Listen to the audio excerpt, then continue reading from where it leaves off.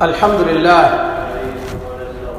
لله رب العالمين والصلاة والسلام على أشرف الأنبياء والمرسلين نبينا محمد وعلى آله وأصحابه أجمعين أما بعد۔ معزز دین و ملی بھائیوں، تمام تعریفیں اللہ رب العالمین کے لیے ہیں، ہم اس کی حمد و ثنا بیان کرتے ہیں۔ صلاۃ و سلام عرض ہو ہمارے محبوب نبی محمد صلی اللہ علیہ وسلم پر اور ان کے آل و اصحاب پر۔ اما بعد، مسلمانوں، اللہ تعالیٰ سے ڈرو، اسے اپنے مراقبے میں رکھو، اسی سے توبہ و استغفار کرو، بے شک اللہ تعالیٰ ہی اہل تقوی و اہل مغفرت ہے۔ دینی بھائیوں، نبی کریم صلی اللہ علیہ وسلم کی محبت ایمان کی بنیادوں میں سے ہے۔ آپ صلی اللہ علیہ وسلم سے حقیقی محبت کے بغیر ہمارا دین مکمل نہیں ہے۔ چنانچہ بخاری و مسلم شریف کی حدیث ہے، رسول اللہ صلی اللہ علیہ وسلم نے فرمایا، لا يؤمن احدكم حتى اكون احب اليه من ولده ووالده والناس اجمعین۔ تم میں سے کوئی اس وقت تک مومن نہیں ہو سکتا جب تک کہ میں اس کے نزدیک اس کے والد، بچے اور تمام انسانوں سے زیادہ محبوب نہ ہو جاؤں۔ نیز امام بخاری نے عبداللہ بن ہشام سے روایت کی ہے، انہوں نے کہا، ہم نبی کریم صلی اللہ علیہ وسلم کے ساتھ تھے۔ آپ صلی اللہ علیہ وسلم نے عمر بن خطاب رضی اللہ عنہ کا ہاتھ پکڑا تو عمر رضی اللہ عنہ نے آپ صلی اللہ علیہ وسلم سے کہا، یا رسول اللہ، آپ مجھے اپنی ذات کے علاوہ ہر چیز سے زیادہ محبوب ہیں۔ اس پر آپ صلی اللہ علیہ وسلم نے فرمایا، نہیں، اس ذات کی قسم جس کے ہاتھ میں میری جان ہے، تم اس وقت تک مومن نہیں ہو سکتے جب تک کہ میں تمہارے نزدیک تمہاری جان سے زیادہ محبوب نہ ہو جاؤں۔ تو عمر رضی اللہ عنہ نے ان سے کہا کہ اب آپ اللہ کی قسم مجھے اپنی جان سے زیادہ محبوب ہیں۔ تو نبی کریم صلی اللہ علیہ وسلم نے فرمایا، اب یا عمر تمہارا ایمان مکمل ہوا۔ اللہ اکبر۔ میرے بھائیوں، رسول اللہ صلی اللہ علیہ وسلم کی محبت ہر قول و فعل میں آپ کی پیروی کی تقاضا کرتی ہے۔ بس اگر آپ صلی اللہ علیہ وسلم کی محبت سچی ہے تو یہ تمہیں آپ صلی اللہ علیہ وسلم کی اطاعت و پیروی پر ابھارے گی، آپ کے دین کی مدد کرنے اور آپ کی شریعت کی دفاع کرنے پر ابھارے گی، جیسا کہ ارشاد باری تعالیٰ ہے، قل ان کنتم تحبون اللہ فاتبعونی یحببکم اللہ ویغفر لکم ذنوبکم واللہ غفور الرحیم۔ کہہ دیجئے، اگر تم اللہ سے محبت رکھتے ہو تو میری اتباع کرو، اللہ تم سے محبت کرے گا اور تمہاری گناہوں کو معاف فرما دے گا، اور اللہ بڑا بخشنے والا مہربان ہے۔ رہا وہ شخص جو آپ صلی اللہ علیہ وسلم کی سنت سے منہ موڑے اور بدعت و خواہشات اور نئی ایجاد کردہ چیزوں کو اختیار کرے اور اپنی رائے اور اپنے محبوب پیر و مرشد کی رائے کو رسول اللہ صلی اللہ علیہ وسلم کی بات پر فوقیت دے، یا قدرت کے باوجود نبی صلی اللہ علیہ وسلم کی سنت کا دفاع نہ کرے، تو وہ محبت کے دعوے میں جھوٹا ہے۔ بخاری مسلم شریف کی حدیث، انس بن مالک رضی اللہ عنہ کہتے ہیں کہ 3 آدمی ازواج مطہرات کے گھر آئے اور نبی کریم صلی اللہ علیہ وسلم کی عبادت کے بارے میں پوچھنے پر جب انہیں بتایا گیا تو گویا انہوں نے اپنے عمل کو حقیر جانا اور کہا، ہم نبی صلی اللہ علیہ وسلم کے مقابلے میں کہاں ہیں؟ ان کے اگلے پچھلے گناہ معاف کر دیے گئے ہیں۔ پھر ان میں سے ایک نے کہا، میں رات بھر نماز پڑھتے رہوں گا، اور دوسرے نے کہا، میں ہمیشہ روزہ رکھوں گا اور افطاری نہیں کروں گا، اور تیسرے نے کہا، میں عورتوں سے دور رہوں گا اور کبھی شادی نہیں کروں گا۔ پس نبی کریم صلی اللہ علیہ وسلم ان کے پاس تشریف لائے اور آپ صلی اللہ علیہ وسلم نے کہا، تم لوگوں نے ایسا ایسا کہا ہے؟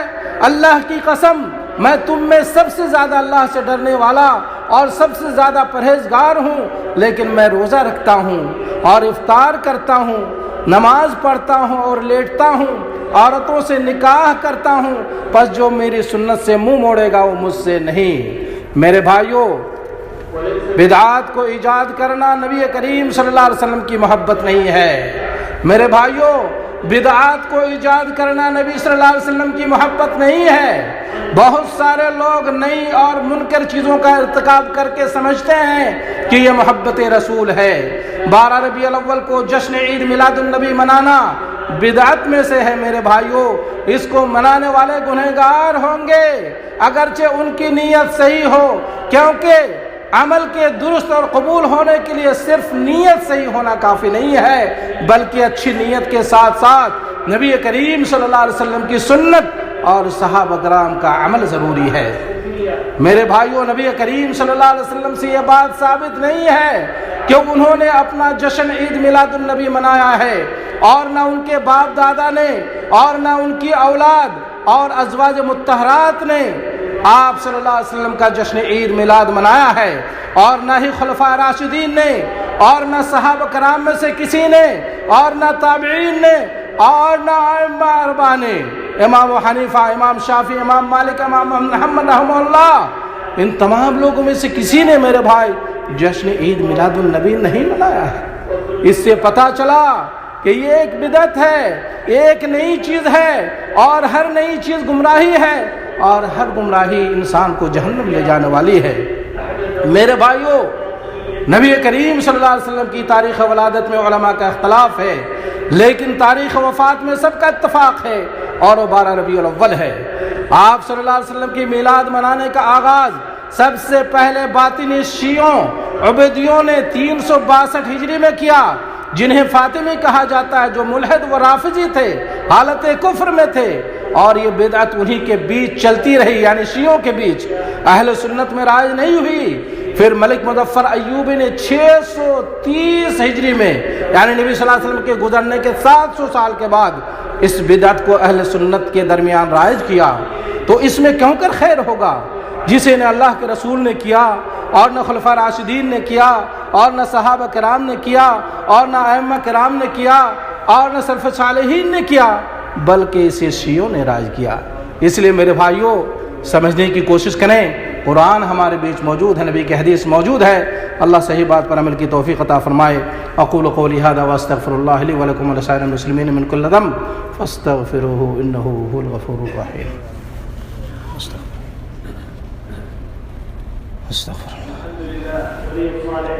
الحمد للہ الحمد للہ وکفا وسلام علی عبادہ الذین اصطفیٰ، اما بعد۔ معزز دین و ملی بھائیوں، جشن عید میلاد النبی منانے کا معاملہ اس وقت مزید خطرناک ہو جاتا ہے جب اس میں حمد باری کے ساتھ ساتھ شرک بھی شامل ہوتا ہے۔ محفل میلاد النبی میں عام طور پر نعت خواہ جو نعت و اشعار پڑھتے ہیں میرے بھائیوں، اس میں نبی کریم صلی اللہ علیہ وسلم کی شان میں غلو کر کے ان کو الوہیت یعنی اللہ کے مقام پر فائز کر دیتے ہیں۔ چنانچہ نعت خواہ کہتے ہیں کہ نبی کریم صلی اللہ علیہ وسلم محفل میلاد میں احباب کے ساتھ حاضر ہوتے ہیں اور تمام لوگوں کی پچھلی گناہوں کو بخش کر دیتے ہیں، معاف کر دیتے ہیں، جو کھلم کھلا شرک ہے میرے بھائیوں۔ ایسی بات کتاب و سنت کی روح سے صحیح نہیں ہے، بلکہ یہ شرک ہے۔ گناہوں کو بخشنے والا، معاف کرنے والی ذات اللہ کی ہے، اللہ کے رسول کی نہیں ہے میرے بھائیوں۔ اللہ تعالیٰ نے شرک کو سب سے بڑا ظلم کہا ہے، اور حالت شرک میں مرنے والوں پر جنت کو حرام کیا ہے اور جہنم کو واجب کیا ہے۔ اس لیے ہمیں اس میں بہت زیادہ احتیاط برتنے کی ضرورت ہے میرے بھائیوں۔ خود نبی کریم صلی اللہ علیہ وسلم نے فرمایا کہ تم لوگ میری شان میں غلو مت کرو، تم لوگ میری شان میں غلو مت کرو، جیسا کہ نصارہ لوگ عیسیٰ ابن مریم کی شان میں غلو کر کے ان کو الوہیت کے مقام پر پہنچا دیا، اور تم ایسا مت کرو، میں اللہ کا بندہ ہوں اور اس کا رسول ہوں، مجھے اللہ کا بندہ اور اس کا رسول کہو۔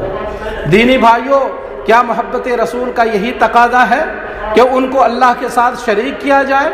بخاری شریف کی حدیث ہے، ربیع بنت معاذ بن افرا رضی اللہ عنہ سے روایت ہے، کہتے ہیں انہوں نے کہا نبی صلی اللہ علیہ وسلم تشریف لائے اور میرے مستح پر بیٹھ گئے، پھر ہماری بچیاں دب بجانے لگیں اور بدر کے دن جو ہمارے باپ دادا قتل کیے گئے تھے ان کے محاسن و خوبی بیان کرنے لگیں۔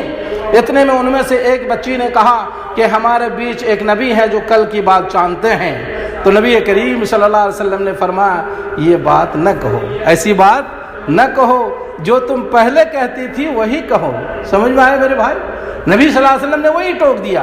ان باتوں سے پتہ چلا کہ نبی کریم صلی اللہ علیہ وسلم کی جشن عید میلاد منانا ایک منکر و خلاف شرع عمل ہے، اس لیے اس سے دور رہنا چاہیے، اور ہر مسلمان کو نبی کریم صلی اللہ علیہ وسلم سے اور صحابہ کرام سے محبت کرنی چاہیے۔ اور آپ صلی اللہ علیہ وسلم کی محبت کی علامت آپ کی اطاعت و اتباع ہے، آپ کی پیروی ہے، آپ کے نقش قدم پر چلنا ہے، آپ کی باتوں کے مطابق زندگی گزارنا ہے، نہ کہ آپ کی باتوں اور سنتوں کی خلاف ورزی۔ اس لیے نبی کریم صلی اللہ علیہ وسلم سے حقیقی محبت کریں۔ آپ صلی اللہ علیہ وسلم سے دین کی جو باتیں آپ صلی اللہ علیہ وسلم نے بتائی ہیں ان پر سختی سے عمل کریں، اور جن باتوں کا آپ صلی اللہ علیہ وسلم نے حکم دیا ہے اور جن باتوں کا آپ صلی اللہ علیہ وسلم نے نہ حکم دیا ہے اور نہ آپ نے اسے کیا ہے اور نہ آپ کے صحابہ کرام اور سلف صالحین نے اس پر عمل کیا ہے، ان سے بچیں، ان سے دور رہیں، اور کتاب و سنت کو فالو کریں۔ میرے بھائی، کتاب و سنت ہمارے بیچ موجود ہے، اللہ کی کتاب موجود ہے، نبی صلی اللہ علیہ وسلم کی صحیح حدیث موجود ہے، نبی صلی اللہ علیہ وسلم اور صحابہ کرام کے تمام طریقے موجود ہیں۔ آپ تحقیق کریں، دیکھیں، اور کتاب و سنت کے دلائل کے مطابق جو صحیح چیز ہیں اس پر عمل کریں۔ اس لیے کہ میرے بھائیوں، کوئی بھی عمل ہو اس کی قبولیت کے لیے دو شرطیں ہیں۔ پہلی شرط ہے کہ وہ عمل اللہ کی رضا کے خاطر ہو، اخلاص سے ہو، اور نبی صلی اللہ علیہ وسلم کے سنت اور طریقے کے مطابق ہو۔ جب ہی وہ عمل ہمارا اللہ کے ہاں قابل قبول ہوگا۔ اللہ تعالی ہم سب کو نبی صلی اللہ علیہ وسلم کی حقیقی محبت نصیب فرمائے، اور کتاب و سنت کے مطابق ہمیں صحیح دین پر چلنے کی توفیق عطا فرمائے، آمین یا رب العالمین۔ دوستو، آئیے اب ہم اپنے محبوب نبی محمد صلی اللہ علیہ وسلم پر درود و سلام پیش کریں۔ اللہم صلی وسلم علی نبینا محمد وعلی آلہ واصحابہ اجمعین۔ یا اللہ، تو اپنے محبوب نبی محمد صلی اللہ علیہ وسلم پر درود و سلام نازل فرما، ان پر، ان کے آل و اصحاب پر اپنی رحمتیں نازل فرما۔ یا اللہ، ہمیں اپنے نبی کی محبت نصیب فرما۔ یا اللہ، ہمیں اپنے نبی کی محبت نصیب فرما، ظاہری و باطنی طور پر ان کی سنت پر عمل کرنے کی توفیق عطا فرما۔ یا اللہ، ہمیں شرک اور بدعت اور خرافات اور ہر خلاف شرع کام سے بچنے کی توفیق عطا فرما۔ یا اللہ، ہمیں ہدایت، تقوی، عفت و پاک دامنی عطا فرما۔ یا اللہ، دلوں کے پھیرنے والے، تو ہمارے دلوں کو اپنی اطاعت پر لگا۔ یا اللہ، ہمیں تو دین پر ثابت قدمی نصیب فرما، ہمارے ایمان و عقیدے کی حفاظت فرما۔ یا اللہ، ہمیں اپنی نعمتوں کا شکر ادا کرنے اور کما حقہ اپنی عبادت کرنے کی توفیق عطا فرما۔ یا اللہ، ہمیں قلب سلیم عطا فرما۔ یا اللہ، ہمیں قلب سلیم عطا فرما۔ یا اللہ، اسلام اور مسلمانوں کو غلبہ و کامیابی عطا فرما، شرک اور مشرکین کو ذلیل و رسوا فرما، دین کے دشمنوں کو تباہ و برباد فرما، مومنوں کو نصرت و کامیابی عطا فرما۔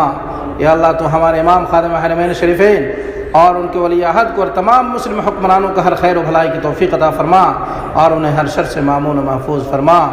یا اللہ، ہم سب کو امن و سکون کی زندگی نصیب فرما۔ ربنا تقبل منا انك انت السميع العليم وتب علينا انك التواب الرحيم، وصلى الله على نبينا محمد وعلى آله واصحابه اجمعين۔